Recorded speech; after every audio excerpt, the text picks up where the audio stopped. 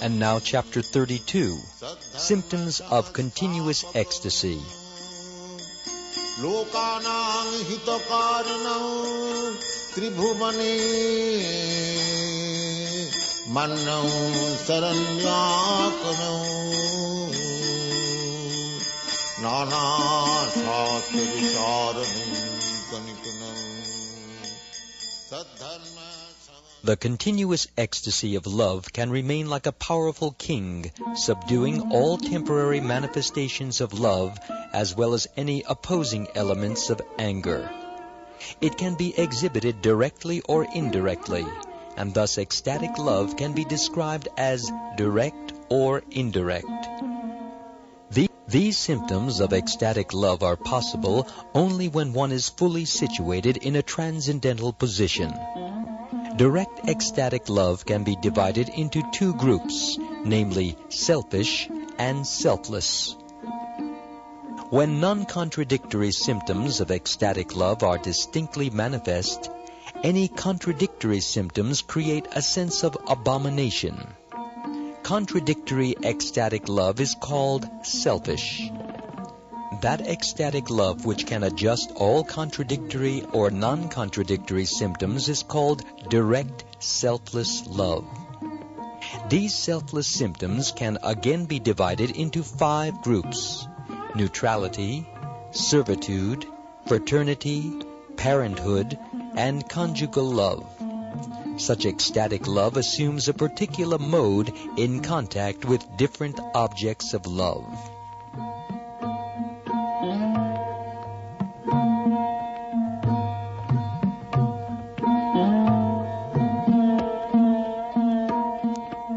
Neutrality. Neutrality can be further subdivided into general, transparent, and peaceful. An attraction for Krishna by the people in general or by children cannot take any specific or satisfactory position. It can be manifest sometimes in trembling of the body and changing of the color of the eyes to red, white, etc., although there is no symptom of any particular affection. One old man was told by a young man, quote, "Just see how this child, only 3 years old, is so jubilant. Simply by seeing Krishna, he is running so swiftly, making a tumultuous sound. Just see." Unquote. This is an instance of neutral ecstatic love in the heart of a child without any specific subdivision. Due to the different types of attraction for Krishna, there are different varieties of devotees. Their symptoms are manifested transparently, just like jewels.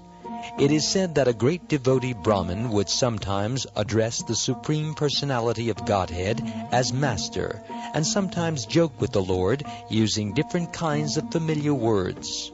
Sometimes he would protect the Lord with a filial affection. Sometimes he would cry out to the Lord, addressing the Lord as his beloved. And sometimes he would meditate on the Lord as the Super-Soul. This means that the Brahmin expressed his ecstatic loving symptoms in different ways at different times. But in each instance, because of ecstatic love, the Brahmin merged himself in the ocean of happiness and became situated in pure love. Thus he was a transparent medium like a jewel that shows reality in varying colors according to its own nature. When the great sage Narad was glorifying the pastimes of the Lord with his veena, the 4 Kumaras, headed by Sanaka, although merged in the impersonal conception of Brahman, were trembling all over. Another devotee once exclaimed, quote, "Although I can achieve liberation simply by serving the devotees, my mind is still very much anxious to see the Supreme Personality of Godhead, whose bodily complexion is just like a dark cloud." Unquote. When a devotee is so anxious to contact the Supreme Personality of Godhead, that can also be accepted as a symptom of neutral love.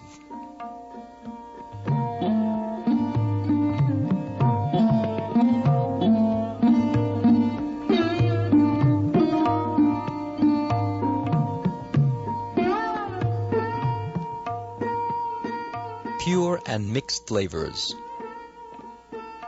Generally, a devotee of Lord Krishna may be placed into one of three groups. One group consists of those who are completely dependent on the merciful affection of the Supreme Personality of Godhead. Another group consists of devotees who are dealing with Krishna on friendly terms. And the third group consists of those who are dealing with Krishna as his superiors, with parental affection. These three classes of devotees gradually develop different relationships of transcendental mellow with the personality of Godhead. When the attraction for Krishna is based on only one particular humor, that humor is called Kevala, or the pure state. One in this pure state of devotional service gradually develops the desire to follow in the footsteps of an eternal associate of Krishna. Example, to follow in the footsteps of Rasala, the personal attendant of Krishna in Goloka Vrindavan, or to follow Krishna's friends like Sridama and Sudama, or to follow Nanda and Yashoda, devotees in parenthood. Ecstatic love for Krishna is never manifested directly with Krishna himself. The devotee has to follow in the footsteps of the eternal associates of Krishna in Goloka Vrindavan. When transcendental humors in relationship with Krishna become mixed, example, when the relationships with Krishna in friendship, servitorship, and parental love become mixed together, the result is called mixed humor or flavor. Such mixed transcendental flavors are manifested by such devotees as Uddhava, Bhima, and Mukara, the personal attendant of Mother Yashoda.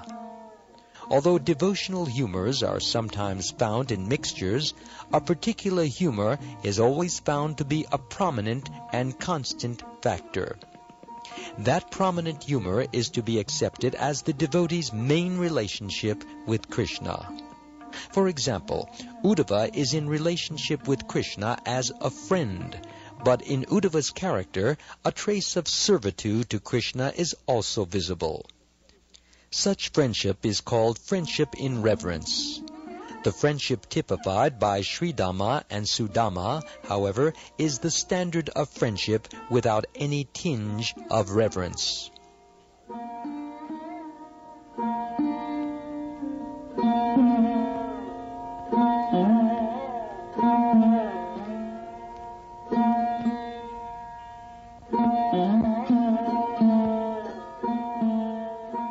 Subordinate ecstatic love. The devotees who always think of Krishna as a superior are in subordinate ecstatic love.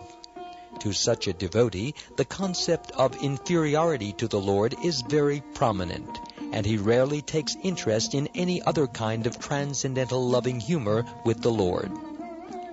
In the Mukunda Mala Stotra, compiled by King Kulashekara, one of the prayers says, quote, "My dear Lord, you are the deliverer of living entities from the hellish condition of materialistic life, but that does not matter to me. Whether I am elevated to the heavenly platform, or remain on this earthly planet, or am dispatched to some hellish planet, that does not matter at all to me. My only prayer is that at the time of my death, I may simply remember your two beautiful feet, which are just like lotus flowers fructifying during the autumn season." Unquote. Friendship. As far as friendship is concerned, those high-grade devotees who are almost like Krishna are considered to be great authorities in the modes of friendly relations with the Supreme Personality of Godhead. On that friendly platform, there are different kinds of laughing and joking conversations. An example of such a friendly relationship with Krishna is described in Srimad Bhagavatam, when Krishna was once thinking, quote, "Today, while I was engaged in tending the cows in the pasturing ground of Vrindavan, I went to collect some flowers in a beautiful garden. At that time, my friends, the cowherd boys, were unhappy even to tolerate a 2-minute separation from me. And when they found me, there was competition between us as to who would touch the other first with the flowers we had in hand." Unquote. One friend criticized Krishna thus, quote, "My dear Damodar, although you have been defeated by Sridama and have become sufficiently minimized in strength, by a false expression of strength you have somehow covered your shameful condition of defeat." Unquote.